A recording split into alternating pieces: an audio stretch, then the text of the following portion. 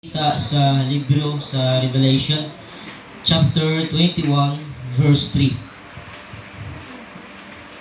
And I heard a loud voice from the throne saying, Now the dwelling of God is with men, and He will live with them. They will be His people, and God Himself will be with them and be their God. Mayong buntag sa ato ang tanan, mga kaigsuunan ko kang Kristo. Salamat sa nagbasa sa ato ang scripture text. Minman sa tanan nga nag-lead ka nato para sa ato ang panibahon karon.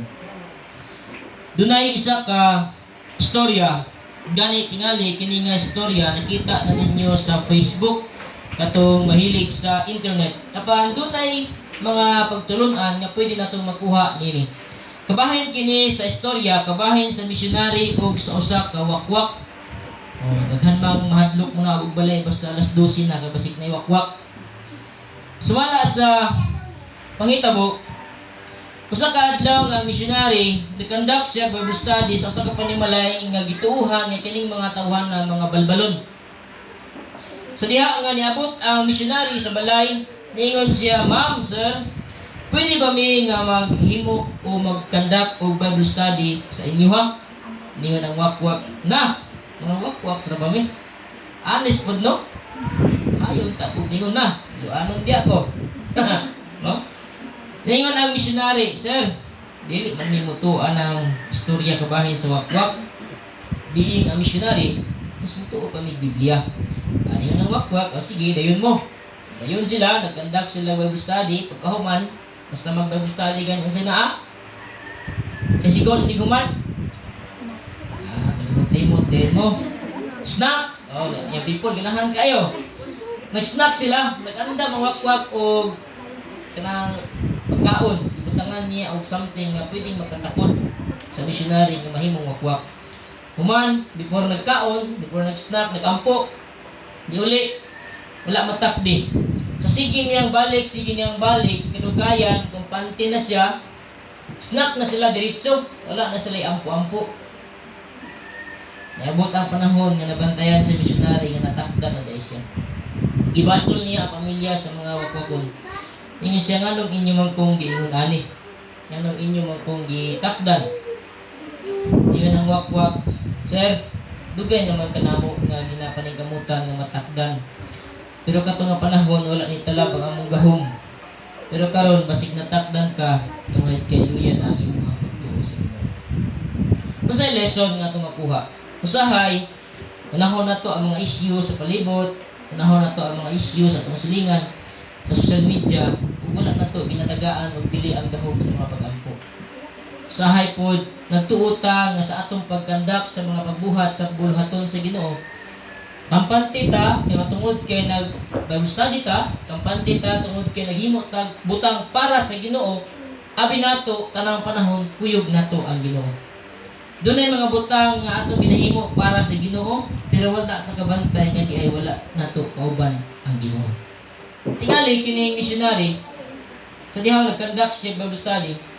Nagtuo lang siya nga for the Lord, pero wala sa iyahang mind nga mag-andam siya nga maghimo siya sa buluhaton with the Lord.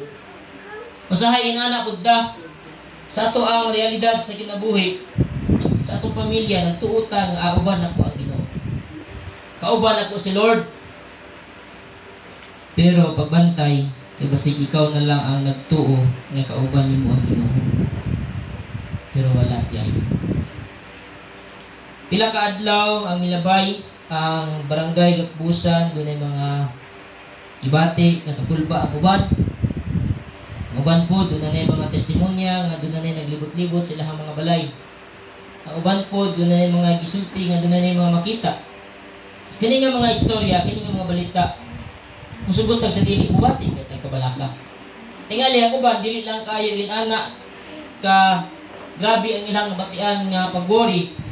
Tingali po ang uban mas na-feel po nila nga mas makuyawan sila. Kung taga Purok 3 mo, alas 7 pa lang sa gabi hilom na kaayong tao. Paghot na gali ng iro, yun isig-usig. Pero sa baryo siguro murag dili kaayo. Now there are times nga sa atong pagkinabuhi tungod sa mga kakulba, doon ang mga panahon nga malinta nato ba nga nga kauban din nato ang Dios. Usahay po dunay mga panahon nga malimot tag ampo nga Lord uban nimi. Kano man usahay basta na gani ka kulba sus may lang tag ako pusil oy may nalang makasukol ko. No? Igsoon, magaisgot kita sa pulong sa Ginoo. Nagaingon sa dinha sa pinadayag. Ug nalungog ko ang usa ka kusog nga tingog nga nagsulti gikan sa trono. Karon ang puloy-anan sa Dios ani ana sa katawhan, magpuyo na siya tipon kanila. Ug sila mahimong iyang katawhan, ang Dios makig-uban kanila ug siya mahimong ilahang Dios. When God is with us. Kung ang Dios uban kanato. Magampo ta. Salamat Ginoo sa imuhang gihatag kanamo nga panahon sa pagtuon sa imong pulong ug sa pagpaminaw ini. Panalangini kini imong ubos nga alagad nga magsangyaw sa imong pulong. Ingon man sa mga tawo nga magadungog niini nga kini dili pasayang musulod ug mutisok kayon sa kasing ug guna-guna. Hatagi kami o Dios ay salabot nga langit man. Ingon man kasing-kasing nga madinawaton sa imong mga paghatag mga paghagit nga gikanamo. Sa ngalan ni Jesus. Amen. Kung ang Dios uban kanato. Dunay mga pangutana. Unsa ipasabot sa pulong kung ang Dios uban kanato? Para sa imuhang personal, unsa may imong ikasulti kung mubarog ka nga ang Ginoo uban kanimo? Para sa imo unsay meaning ana nga word? Ikaduha, unsay atong buhaton? Aron ang Dios mag-auban sa atoa. Kung wala ka kasiguro nga ang Dios kauban diay nimo, unsay atong pwedeng himuon nga mahimo nga makiguban siya kanato? Unsay panalangin kung ang Dios mag-uban kanato? Sa nato pagsiguro ang Dios ay ato akong kauban. Daghang mga panahon nagtuo ta that the Lord is with us. Pero kanang katapusan nga pangutana nindot kaayo tagaan o dako pagtagad unsaon gyud pagsiguro nga ang Ginoo atong kauban. Makasiguro ba ta nga sa tanang panahon ang Dios kuyog nato?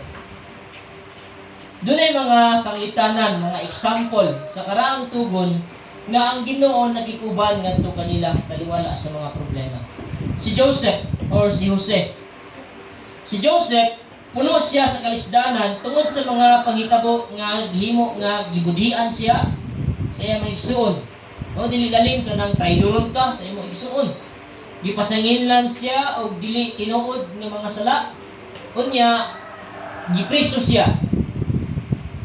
Makasulti pagha ka nga ang Ginoo nakikuban kanimo kung gibakakan na ka, gitraidor na ka, gipriso pa gid ka. Confident pa ba maingon that God is with me? Pero si Joseph, sa diha nga diin siya gisulay, nakasiguro siya nga ang Dios uban kaniya. Ingon ang Biblia sa Genesis chapter 39 verse 2. Ang Ginoo nag-uban kang Jose ug nagmauswagon siya. Dito siya magpuyo sa balay sa iyang agalon nga Ehiptohanon. Ingon sa dinha apan ang Ginoo nag-uban kaniya. Busa nagmauswagon siya. Bisan si Joseph naa sa bilangguan, bisan si Joseph gibudhian, bisan si Joseph gipasanginlan og dili tinuod nga mga sala, i-accuse siya. Nakita gihapon sa kinabuhi ni Joseph na prosperous gihapon siya. Sa panahon di ay nga tamayon ta sa mga tawo, kung ang Dios kuyog kanato, mo prosper gihapon ta. Dunay mga tawo nga aron mo asenso, mangdaot sa uban. Pero kung ang gidaot sa uban kadtong tawo nga nagpadayon sa paghimo sa kabubuton sa Dios o pabilin nga nakikuban ang Ginoo kaniya, makita nato ang ebidensya sa kinabuhi ni Joseph, mo prosper siya. Ayaw kabala ka kung budhian ka. Ayaw kabala ka kung pasanginlan ka. Ayaw kabala ka kung abot ang mga paglutos. Kung ang Diyos uban kanimo, magpauswagon kita. Now, nag-issue man naman yung clip niya. Bisan sulod sa bilangguan, si Joseph nakabaton og kalinaw. Ingon sa dinha, apan nag-uban kang Jose ang Ginoo ug gikaluy-an siya pag-ayo sa gwardiya sa bilangguan. Tungod sa pagpakig-uban sa Dios kang Joseph, bisan sulod siya sa bilangguan, ang mga gwardiya ay binuotan ngadto sa iya.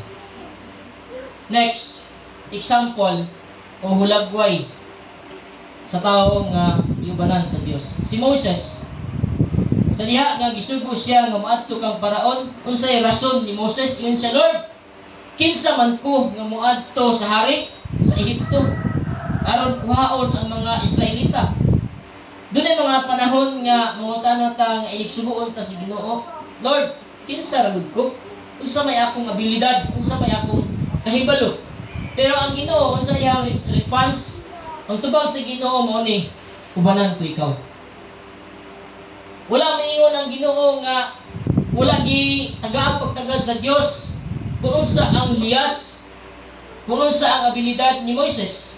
Kundili ang pagpasalig sa Ginoo kang Moses, ubanan ti ka. Usahay niyo ta kinsa ra gud ko? Wala mo koy talent, wala mo koy abilidad, wala mo koy gasa nga nakita sa akong kaugalingon. Igsoon, ubanan lagi ka sa Ginoo. Sa panahon nga suguon ta sa Dios, wala siya naglantaw sa atong abilidad o kapasidad, kundi ang iyang paghatag nato kasiguruhan nga ihatag kuyugan.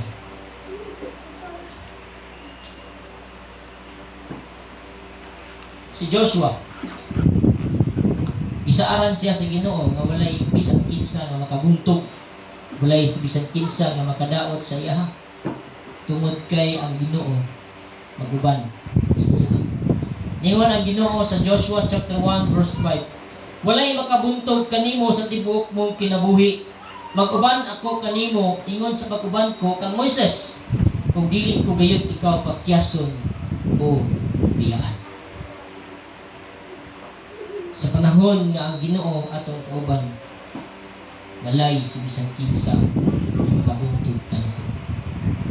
Ang tinuod nga pagkabuntog kanang sa atong sulodnon nga murag naguba na ta. Bisag ang panglantaw sa uban nga piki na atong kinabuhi, kung sa atong sulod musukol gihapon ta. Sa atong kasi mo fight paghapon ta para sa Ginoo. Walay si bisan kinsa nga makabuntog kanato. Ilabi nato ng Dios ato ha. Si Gideon, imagine nimo ang tahas ni Gideon, makigubat siya sa Midianites, unya 300 lang sila kabuok. Sahay magsaligta kung daghan ta. Mauna nga si Gideon, pila ka libo ang iyang girekrut nga mahimong iyang mga sundalo, pero gisulian sa Dios og pilian kinsay mas magamit. Kay gusto pakita si Ginoo nga mas magmadinaugon ang tawo kung ang Dios maguban ngadto sila. Usahay inana ta. Confident ta nga makabaton ta og mga achievements kung daghan ta kwarta. Confident ta nga makabaton ta og mga posisyon kung daghan ta influensya. Confident ta nga dili ta daog-daogon sa kalibutan kung kwartaan ta. Pero si Gideon, sa diyan nakig-away siya, nagibatok siya sa Midianites. Ang ilahang kaisog tungod lang gyud sa rason nga ang Dios nakiguban sa ilaha. Isuon, sa panahon nga naa ang mga pagsulay, ug sa panahon nga doon na tayo butang nga ginapangandoy, dili ta magbase sa ato ang mga kasidad. Maglaom ta nga ang Dios maguban kanato. Sumala pa sa bersikulo sa Biblia, makadato ang panalangin sa Ginoo, dili makatupong niini ang takugi. Bisag unsaon natukugi kung ang Ginoo wala maguban, sayang ato ang mga pagpaningkamot. Sa Jeremiah, gisugo siya nga magwali sa katawhan sa Dios. Apan nibalibad siya. Nana ta, mahadlok man ta. Niingon si Jeremiah, Ginoong Dios, dili ako mahibalong musulti, kay batan-on pa ako kaayo. Apan ingon ang Ginoo kanako, ayaw pag-ingon nga batan-on ka pa kaayo, kay adtuon mo gayud ang katawhan nga paadtuan ko kanimo. Ayaw kahadlok kanila. kay ubanan o panalipdan ko ikaw. Ako ang Ginoo, mao'y nag-ingon. Amen. Doon ay mga panahon nga kana kapulong sa Ginoo. Ato ang hinumduman ang Ginoo uban kanato. Pero doon ay mga panahon nga magkulang ta sa pagtuo niya. Indot kay ihangi ba nga Lord tapari sa tubig para ma-feel na ko ba nga kuyog tang duha. Lingkod sa ako ang tapad di para makita na ko ba nga naa di ka kauban ako. Ang pagtuo kinahanglan gyud nga ato ang paningkamutan nga magtubo aron sa kanunay doon na tayo na pagsalig ng Diyos na uban ari kanato. Ang pagsulti hinayunta ang Diyos uban kanato. Usa kini ka pagsalig nga adunay kadaogan. Nga bisan unsa ay pagbuhat sa Dios kanato atong matuman para sa iyang kaibigan o sa iyang katuyoan. Ingon ta si Lord kauban ako. Now, unsa po'y mahitabo kung ang Dios wala maguban sa ato Ingon siya diha kung ang kadaugan sigurado sa panahon nga ang Dios uban kanato. Sa laing bahin dunay sigurado usab nga kapildihan kung ang Dios wala nagauban kanato. Kung ang Ginoo uban nato, makasiguro ta nga malampuson ta. Makasiguro ta nga magmadinaugon ta. Pero sa laing bahin, doon na po'y laing kasiguruhan. Nga kung ang Diyos wala galing maguban sa ato, kung sa gingon diha, mapildi ta. Posible kaha nga kini mo hinungdan, nga daghan kanato ang nangapakya sa kinabuhi. Posible kaha nga kini ang mao'y hinungdan, nga daghan kanato ang napakya sa ilahang kinabuhi. Nagtuutang ang Diyos uban kanato apan wala niya. Sama sa mga Israelite people, tungod sa ilahang pagkamasinupakon sa Dios kanimong nagtaon diya sa Book of Numbers chapter 14 verses 40 to 45. Ipasidan-an sila ni Moises, ayaw ka mong lakaw, ayaw ka mong baktas. Kay sigurado iyon nga mga matay kamo. Kaya magig-away man ni sila. Si Moses, iyang ipasidan-an ng mga Israelita na ayaw mo lakaw. Kaya ang Diyos wala malipay sa inyo Sigurado gyud nga mga matay kamo. Apan nilakaw gihapon kini uban ng mga katawhan o hinungdan nga matay sila. Sa ilahang panahon kaniadto, basta gani ang tawo mo disobey sa Ginoo, mamatay. Naiuban diha-diha dayon basta musupak mamatay.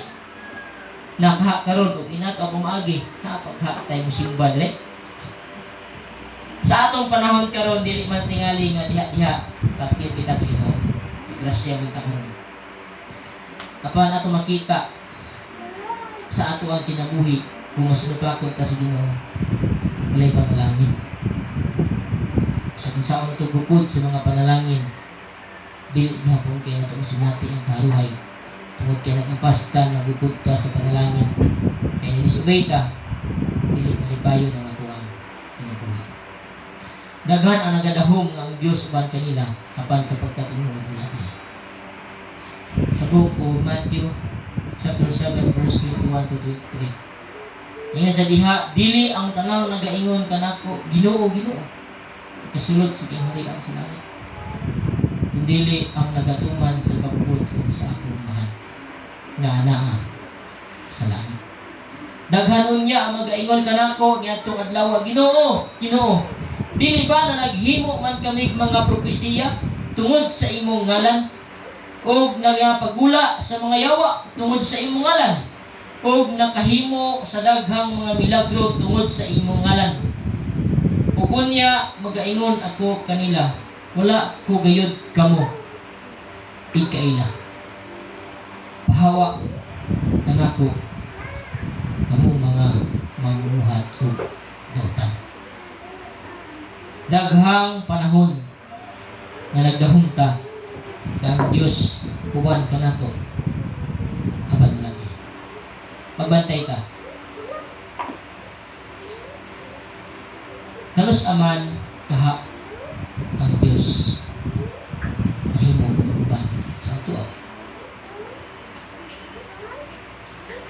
makita nato sa saad sa Dios. Ya, ang Jeroboam. Sa libro sa unang hari 11:28. Ug mahitabo nga kung ikaw mamati sa tanan nga akong gisugo kanimo ug mulakat sa akong mga dalan ug magbuhat sa matarong sa akong mga mata sa pagbantay sa akong kabalauran ug sa akong mga sugo ingon sa gihimo ni David nga akong alagad ug ako magauban kanimo ug motukod sa usa ka balay nga malig-on kanimo ingon nga ako magtukod alang kang David ug ihatag ko ang Israel kanimo. Kanus-a maguban ang Dios kanato sa panahon nga diin kita mamati, sa panahon nga diin kita magalakaw sumala sa kabubuton sa Dios, sa panahon nga diin kita magapamuha sa mga butang nga matarong sa iyang panglantaw ug magbantay kita sa mga subo ug balaod sa Ginoo. Diha makasiguro ta nga ang Dios maguban kanato.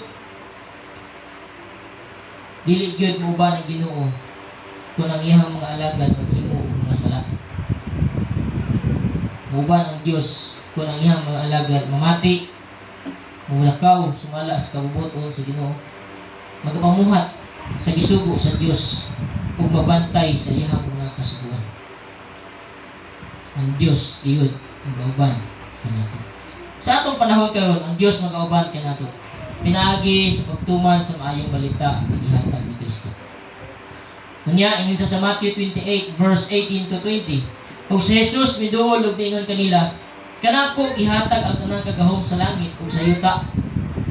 Busa panglakaw kamo ug himua ninyong mga tinun-an ang tanang kanasuran sa pagpabautismo kanila sa ngalan sa Amahan ug sa Anak ug sa Dios Espiritu Santo nga magatudlo kanila sa pagtuman sa tanan nga akong gisugo kanyo ug tanawa ako magauban kaninyo sa kanunay hangtod sa katapusan sa kapanahonan.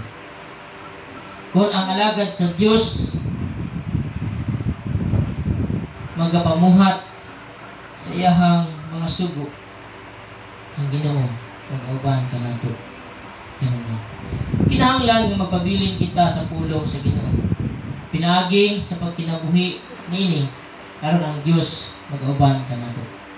Kung kamo pabilin kanako ug ang akong mga sulti pabilin kaninyo, pangayo kamo bisan usa nga inyong gusto ug kini pagabuhaton alang kaninyo. Dunay kondisyon sa atong pagpangayo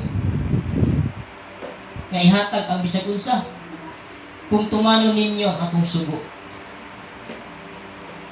Magpabilin kamo sa akong gugma. Ang tawo, ang Kristohanon, magpabilin sa kasuguan sa Dios, magpabilin usab siya sa gugma sa Ginoo. Apan kung ang tawo magmasinupakon sa Dios, mabatian mo niya ang kapungot sa Ginoo. Maingon na gituman ko ang mga sugo sa akong amahan ug nagapabilin ko ako diha sa iyahang gugma. Ikalipay unta sa Kristohanon nga dinhi sa kalibutan wala kita nagaiusan. Kanindot sa panahon sa kabalaka, panahon sa mga problema, doon na tayo dagog kasiguruhan na ang Dios uban kanato. Maluya man ta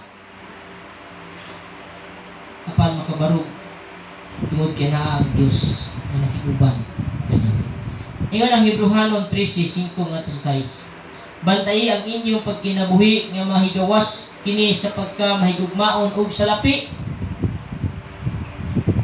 ug himua nga matagbaw kamo sa inyong mga ginabatunan karon kay siya gayud mao ang nagingon, dili ko gayud ikaw